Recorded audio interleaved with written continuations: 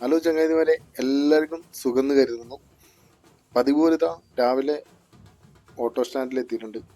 പതിവ് കാഴ്ചയൊന്നല്ല ഇന്നത്തെ കാഴ്ച എന്ന് വെച്ചിട്ടുണ്ടെങ്കിൽ ട്രാഫിക് ബ്ലോക്കാണ്.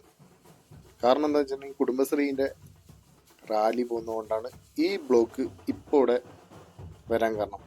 ഇത് നമ്മളെ വയനാട് ജില്ലയിലെ മാനന്തവാടിയിലെ മെഡിക്കൽ കോളേജ് റോഡാണ് ഇങ്ങനെ ബ്ലോക്കായി കിടക്കുന്നത്.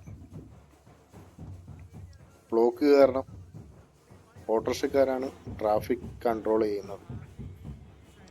ആ ജംഗ്ഷനിലാകെ ഒറ്റ രോങ്കാട് മാത്രമേ ഉണ്ടായിട്ടുള്ളൂ. അതുപോലെ തന്നെ നിരവധി വണ്ടികളും ബ്ലോക്കായിട്ടുണ്ട്. കൺട്രോൾ ചെയ്യാൻ പറ്റാത്തൊരു സ്ഥിതിയായിരുന്നു.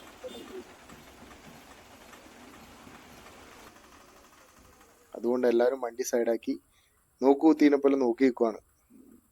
എന്ത് ചെയ്യാനല്ലേ.